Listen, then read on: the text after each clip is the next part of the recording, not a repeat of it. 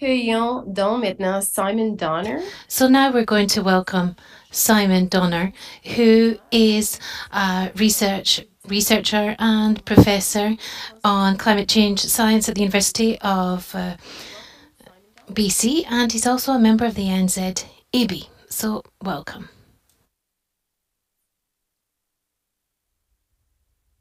Thanks, everyone. Are you optimistic? As a climate scientist, well, that's good to hear. As a climate scientist in the year 2022, I hear that question almost every day. I hear it from students, I hear it from family, I hear it from friends, people at the coffee shop, and I definitely hear it from the media. I don't know if a memo went out at the CBC, but it seems like every interview ends with, "Are you optimistic?" And I get it. People are looking for hope, right? 20 years ago, when I was starting out in this field, the question I would get is climate change real? But as extreme events have hit home, ravaged North America and much of the world over the past few years, people are concerned, right? People are alarmed, and the responses to climate change don't seem adequate. So people look to those of us that study the big picture, that study the climate, for answers. They're looking for optimism. They're looking for hope. And this happens so much that when I was originally asked to speak today, the original title, I don't know if it was a placeholder or what, was The Scientific Case for Optimism.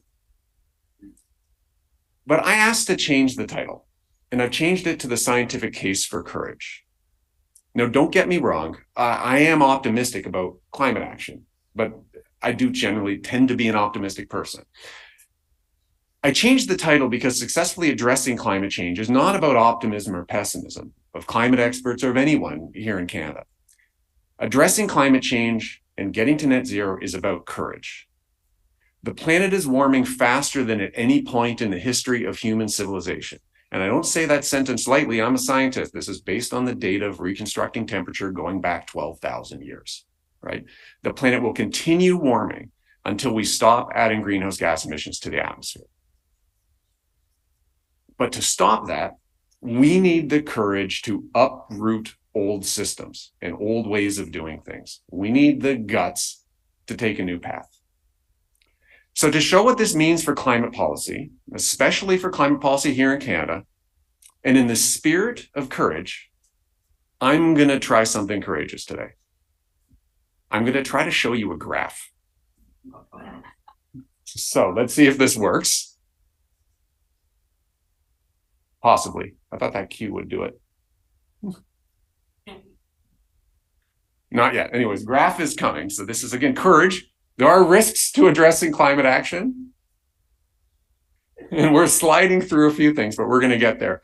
What I'm going to be showing you is the data on global carbon dioxide emissions over time. And I'm showing you the global data, and this is from fossil fuel burning, land use change, and cement. I'm showing you the global data. Although if I showed you Canadian data for everything we're about to look at, it'll look pretty similar. The axis will be different, the numbers will be different, but the shape of the curve will be the same. Oh, can we go backwards? Okay, awesome. So the gray line is the global emissions data, right? Carbon dioxide, from fossil fuel burning, land use change, and cement, right? And so using data from the last Intergovernmental Panel on Climate Change report, and I was an author on one of the reports, I've calculated an emissions trajectory that gives us a 2/3 chance of avoiding 4 degrees of warming, right? 4 degrees Celsius of warming. And it looks like this, right? And again, you ask a scientist to give a talk, he's going to do some, he or she's going to do some math before they come up. Again, this is global data, but if I was going to show you a graph for Canada's fair share of this, the shape would be very similar. And so for comparison, here's a similar analysis, but this is for 3 degrees of warming, right? Now, before I went to graduate school and studied to become a climate scientist 25 years ago, I wanted to be a ski instructor. And so to use a skiing analogy, I would call these beginner and intermediate slopes. They are more manageable than the steeper slopes, but they're not good enough. Remember what we talked about. We can't stick to the bunny slopes if we want to avoid the increasingly dangerous impacts on climate change. So for a good chance of avoiding 2 degrees of warming, the upper limit in the Paris Climate Agreement, we need to go down a black diamond, right? That's the symbol for a more advanced ski slope. And if we want to avoid 1.5 degrees of warming, the lower limit in the Paris Climate Agreement, pushed by many of my friends and colleagues in the Pacific Islands, we are looking at a very steep, experts-only double black diamond. And to be honest, I might argue that this slope is so steep, it shouldn't even be classified as a double black diamond. It's like one of those risky yellow diamond runs they used to have at Red Mountain in Roslyn, BC, or one of those places you see at a ski area where it just says, ski at your own risk, this isn't being patrolled, right? The thing about these curves is if we delay action any more, they all get steeper. The slopes all get steeper. Wait a couple more years, and the 1.5 degree slope becomes so steep, it's a cliff. It's impossible. You can't navigate it, right? The ski patrollers, they're closing the run. And so here's the good news, and we can remove the slides at this point. The good news is that experts will tell you, and by this I mean experts in skiing. Experts will tell you that the foundational skills, tools and skills you need to ski the easier slopes and the intermediate slopes are actually the same as the skills and tools you need to ski the advanced slopes. It's the same equipment. You hold your body the same way. You transfer your weight the same way when you head into a turn. The challenge of graduating to a black diamond or a double black diamond, these more advanced runs that are steeper, it comes down to one thing. It comes down to courage. You need the guts to be more decisive and to be more precise.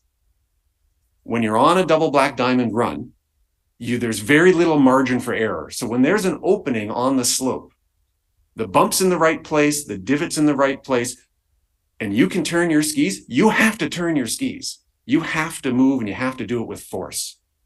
And so these runs, these steep slopes, they look scary, but if you're willing to trust your abilities and you're willing to trust your equipment, you can actually get down these things pretty safely.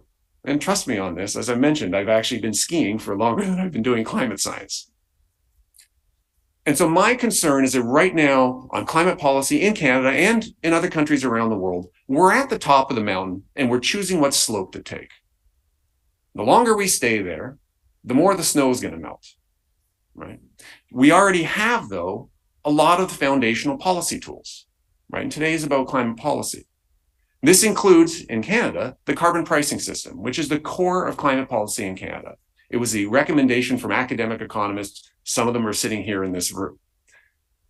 But it also includes regulations, infrastructure programs, targeted investments, and other things you've already heard about today and we'll hear about as we continue. Thus far, we're applying them in a manner that's going to get us down the beginner slope, maybe the intermediate slope. We need the courage to apply them with more intention, more precision, and more confidence. So how do we do this? Last year, the Net Zero Advisory Body, when we were first appointed, we developed a series of values and principles, and these were based on surveying existing expertise on pathways to net zero emissions. Dan Wicklum mentioned these in his opening remarks earlier this morning. And since then, since last year, we've been using these 10 values and principles to guide all of our work and all of our advice that's gone over to the government. All 10 of these values and principles are important, but there are two in particular that Dan mentioned this morning that I want to highlight. And I'm highlighting them because they can guide us on that transition from the incremental actions that get us down the bunny slope to the really transformative actions we need to get down the black diamonds. And so the first principle, and you'll have heard Dan say this morning, is to acknowledge that there is more certainty than uncertainty. And by that, we mean there's already a clear consensus among experts about what the broad structure of a net zero world will look like. I'll lay out some of it. Demand for oil in a net zero world is lower. Electricity is going to be generated by net zero sources, including wind, solar, and hydro. Passenger transportation is going to be electric. Heavy-duty transportation will be powered by a mix of electricity, but also hydrogen and biofuels. Heating and cooling of buildings is mostly going to be electric, with exceptions for some remote communities. Industrial processes are going to be electric with some role for hydrogen. And that which we can't remove, we can't eliminate, well, carbon removal technologies, like direct air capture and various forms of natural climate solutions, would be used to counter the remaining emissions, the things that we can't eliminate, things that come from some industrial processes, possibly creating cement and steel, and from some agricultural sources. So we have that certainty, and we can use that as a guide. It's big picture, but it's still a guide. The second principle is to beware of dead ends. And Dan also mentioned this morning. When we focus on incremental emissions reductions or near-term goals and only on those, rather than the transformative actions and the long-term goals that we have, you can end up on the wrong path. There are all sorts of actions that will reduce emissions by 10% in the near term and will look good in the near term, but are incompatible with eliminating emissions in the long term. Those actions risk locking us into a system or a technology that eventually needs to be replaced at great difficulty and probably at great cost to the taxpayer. So an example of this is the enormous effort to blend ethanol into gasoline for passenger vehicles over the past 20 to 30 years. I worked in the US for a number of years, and I worked on this issue as a researcher. Even at the time, we knew this was about achieving marginal emissions reductions. There was a limit to how far you could go. It's quite obviously incompatible with the long-term solution that the world is more or less settled on, shifting passenger vehicles to electricity. That doesn't mean there isn't a role for biofuels in transportation, but not in passenger vehicles. And so the lesson of this, beware of dead ends, is that if you go too far down the beginner slope, you're going to miss the turnoff to the black diamond. It's going to be too hard to do it, right? So these two principles can help us make more courageous choices. So here in Canada, we already have the carbon price, right? This vital foundation of climate policy. This is the skiing equivalent of making sure the weight is over the balls of your feet as you go downhill, right? We've got the foundation. It sends a signal across the economy to what's being valued. The certainty, though, about the broad strokes of our net zero world allows us to do some reverse engineering. To be able to look backwards, work backwards to say, what are the targeted sectoral policies, regulations, investments that we can create that will aim at eliminating emissions in the long term? These are things that will these also allows us to avoid the dead ends that pricing, where you leave it to the market, might accidentally encourage. So here's an example of an ongoing policy process that follows this logic. The federal government is working on a cap for emissions in the oil and gas sector. And many in the sector are arguing this is unfair. Why target us?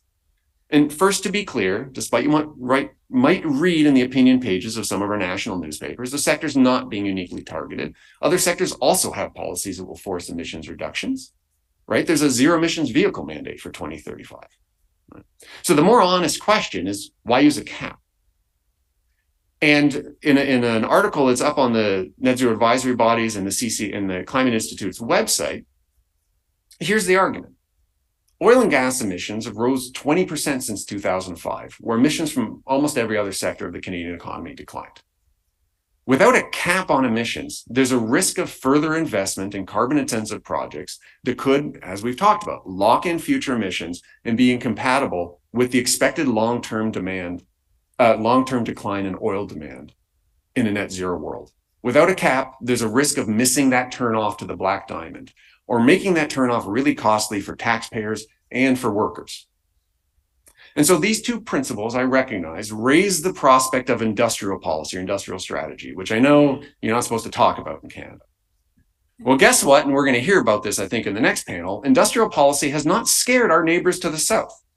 The US just passed this enormous Inflation Reduction Act, which they had to do because the Biden administration can't do regulations and pricing because of partisan divides, right? It's too hard to do.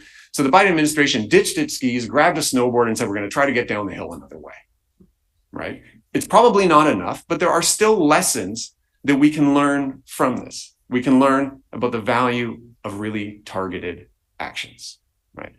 And so my point to all of this is that we have the tools to get to net zero. We have the instruments. We've done all the research on all of this, right?